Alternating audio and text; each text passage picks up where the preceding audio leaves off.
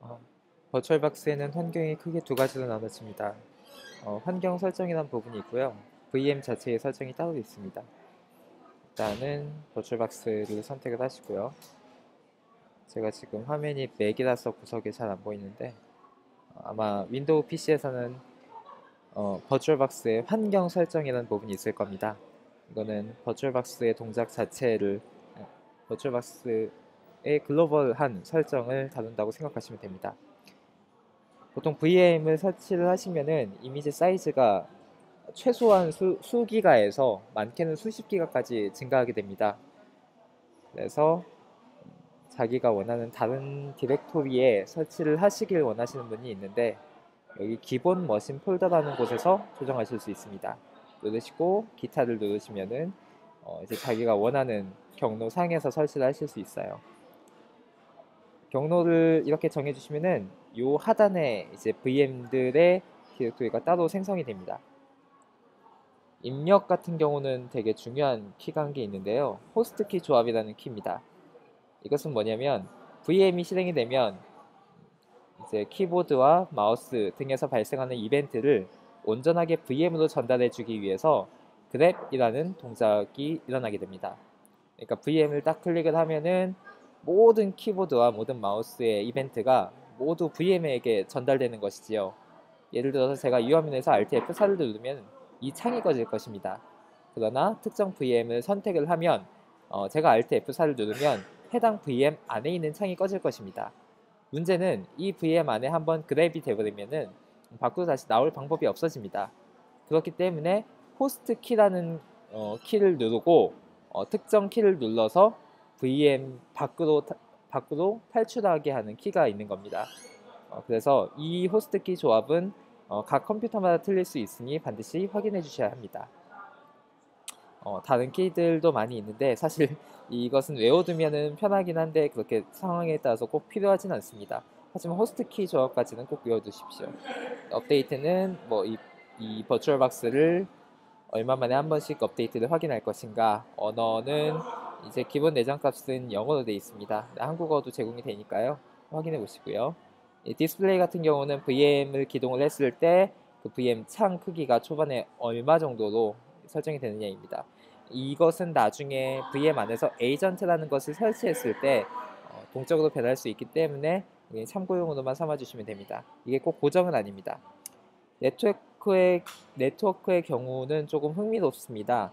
일단 일전에도 말씀을 드렸다시피 버추얼박스 자체는 VM에게 하나의 컴퓨터라는 환상을 주게 됩니다. 그러니까 말하자면 VM 자체가 하나의 깡통 PC인 거죠. 그 깡통 PC에 메모리와 CPU를 더 꽂을 수도 있고요. 네트워크를 더 꽂을 수도 있습니다. 여기서 말하는 네트워크는 마치 공유기나 혹은 스위치라고 보시면 돼요. 예를 들어서 제가 호스트 전용 네트워크라는 부분에 VBoxNet 0이라는 것을 설정을 했습니다. 이 하단에 보시면 수동 설정된 192.168.561이라고 되어 있고요. 2525250이라고 서브넷 마스크가 정의되어 있습니다.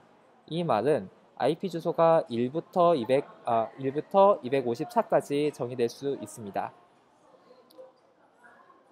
이 대역을 여기서 선언을 해준 거죠. 나중에 이 VM이 요 네트워크에 연결될 수 있도록 설정을 할 수가 있습니다. 다시 말하자면 제가 VM을 뭐 2개, 3개 만들었다고 가정을 하고요. 각 VM들끼리 동일한 네트워크 상에 존재하기를 원한다면 여기서 네트워크를 생성을 하고 여기서 생성된 네트워크를 각 VM에 할당을 해주는 방식으로 동작을 하게 됩니다. 확장은 홈페이지에서 따로 다운을 받으셔야 되는데요. 보통 제공하는 기능이 USB 2.0, 그러니까 이것은 지금 VM 기준으로 말씀을 드리는 겁니다. VM에 만약에 자기가 USB를 사용하고 싶으시다면 물론 됩니다. 되는데 초반에는 USB 1.0으로만 아마 인식을 할 겁니다. 이제 USB 2.0 이상의 기능이 필요하시다면 여기서 반드시 익스텐션 팩을 깔아주셔야 되고요. 그것뿐만 아니라 뭐 VM을 네트워크 부팅 기능을 제공을 한다든가 VM에 접속할 때 RDP 프로토콜로 접속하게 한다던가 하는 유용한 기능들이 많이 있습니다. 이 익스텐션 팩은 버추얼박스의 버전에 따라서 민감하기 때문에 버추얼박스가 업데이트 될 때마다 이 익스텐션 팩도 함께 업데이트가 됩니다. 업데이트가 안 될 경우에는 홈페이지에서 따로 다운을 받아서 재설치를 하셔야 됩니다. 이 프록시는 넘어가겠습니다. 이제 VM 자체의 설정을 한번 확인해 보겠습니다. 원하는 VM을 누르시고요. 설정을 누르시면 됩니다. 아까도 말씀드렸다시피 VM은 깡통 PC라고 보시면 됩니다. 운영체제를 아무것도 설치를 안 했을 경우 거기다가 뭐 CPU를 넣을 수도 있고요. 메모리를 넣을 수도 있고요. 지금 요거 같은 경우는 제가 데비안 제시라는 그 리눅스를 깔았고요. 어떻게 설치되어 있는지, 어떻게 설정되어 있는지 함께 보도록 하겠습니다. 이것은 VM의 이름이고요. 종류이고요. 버전입니다. 이것은 프로파일인데, 그러니까 이 VM, 그러니까 이 배포판을 설치하기에 알맞은 사양이라든가 그런 걸 미리 정의를 해줍니다. 참고로 여기도 윈도우 시리즈가 있는데요. 종류 누르시면은 마이크로소프트 윈도우가 있고 버전도 다양한데, 만약에 제가 8.1 64비트를 선택을 하면 여기에서 이제 적어도 윈도우 8.1을 원활하게 돌릴 수 있는 사양으로 자동으로 세팅이 되게 됩니다. 그런 의미에서 얘는 일종의 프로파일 기능을 하게 됩니다. 일단은 변경 사항을 취소를 하고요. 다시 한번 들어가 보겠습니다. 제가 세팅한 대로 돌아왔고요. 지금 현재 이 VM은 이 경로 아래에 있습니다. 클립보드 같은 경우는 이 버추얼박스가 돌아가는 호스트 PC와 클립보드를 공유를 할 것인가, 예를 들면 제가 VM 안에서 컨트롤 C를 눌러서 복사를 하면 그것을 호스트 PC에 있는 노트패드에 붙여넣을 수 있는 것인가, 그런 걸 얘기하고요. 드래그 드롭 같은 경우에는 제가 파일을 집어 던져서 VM 안에 넣을 수 있느냐, 이런 기능입니다. 시스템 같은 경우 되게 중요합니다. 여기서 기본 메모리는 일전에 말씀드렸다시피 1기가 정도 제공을 하시면 되고요. 뭐 여유가 되시면은 조금 더 주셔도 되는데, 분명히 해야 될 건 이쪽 빨간색 바를 넘지 않는 것이 중요합니다. 프로세스는 아마 한 개로 지금 설정이 되어 있으실 텐데 최소 2개 정도는 할당을 해주셔야 됩니다. 그것도 역시 마찬가지로 빨간색 바를 넘어서는 안 됩니다. 디스플레이는 이거는 비디오 메모리인데 CLI 환경에서는 메모리가 크게 필요하지 않기 때문에 그냥 두셔도 되지만 GUI 환경에서는 최소한 32메가, 64메가, 뭐 윈도우 8.1 같은 경우는 기본으로 얘가 128메가로 설정이 되어 있습니다. 나중에 에이전트를 깔 때 이쪽이 많이 쓰이게 됩니다. 저장소는 이제 가상으로 CD를 넣어준다던가, 여기 같은 경우는 이 각각이 하드디스크라고 보시면 됩니다. 제가 지금 하드디스크를 3개를 다루는 거고요. 요 리눅스를 켜면 디스크가 3개 달린 것처럼 보일 겁니다. 이쪽에 있는 네트워크가 아까 제가 환경 설정에서 보여드렸던 그 네트워크입니다. 어댑터를 최대 4개까지 이 VM에 설치할 수 있고요. 만약에 이런 식으로 클릭을 하면 네 번째 어댑터가 설치가 된 겁니다.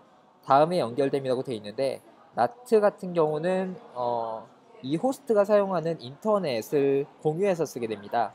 내부적으로 1V168 이게 대역폭을 잊어먹었는데, 아무튼 이 호스트의 인터넷을 나눠 쓰는 가상의 네트워크를 따로 생성해서 사용하게 됩니다. 나트 네트워크는 상단의 나트랑 비슷하다고 보시면 되지만 따로 생성한다는 특징이 있고요. 아까 제가 호스트 전용 어댑터를 만들었는데, 이건 뭐냐면은 이 호스트 PC와 요 VM 간에 연결을 할 수 있는 뭐라고 해야 될까요? 공유기를 호스트와 VM들을 연결했다고 표현하는 쪽이 나을 것 같습니다. 그러니까 호스트 PC와 VM 간에 이제 데이터를 전송할 때 보통 저는 이 호스트 전용 어댑터를 사용합니다. 실수.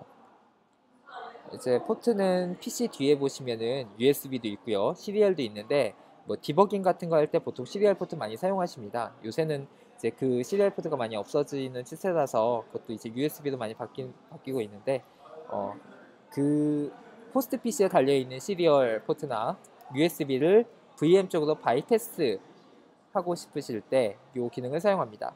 공유 폴더 같은 경우는 이 호스트 PC와 VM 간에 어떤 일정한 공유 폴더를 놓고요. 그걸 공유하는 형태입니다.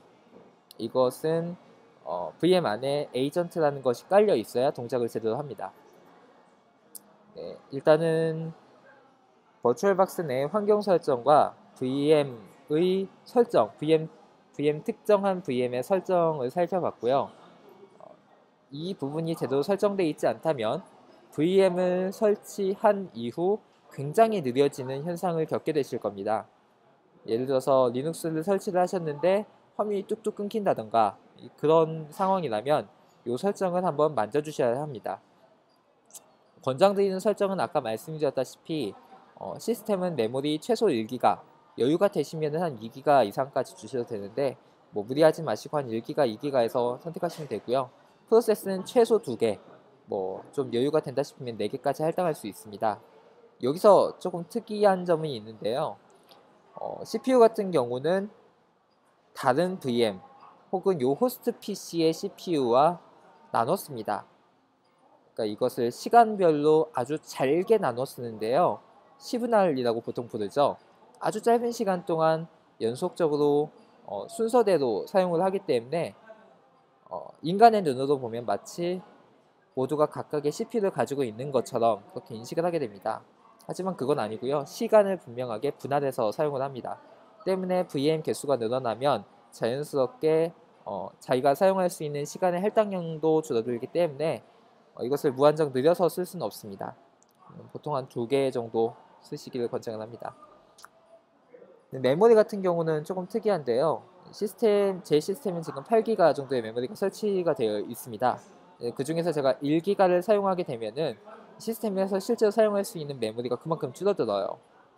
그래서 이거를 제가 녹색 바가 지금 한 몇 기가까지 허용이 되냐면은 쭉 늘리면은 한 5기가 조금 넘는 그 수준까지 됩니다. 잘못된 설정이라고 보이죠?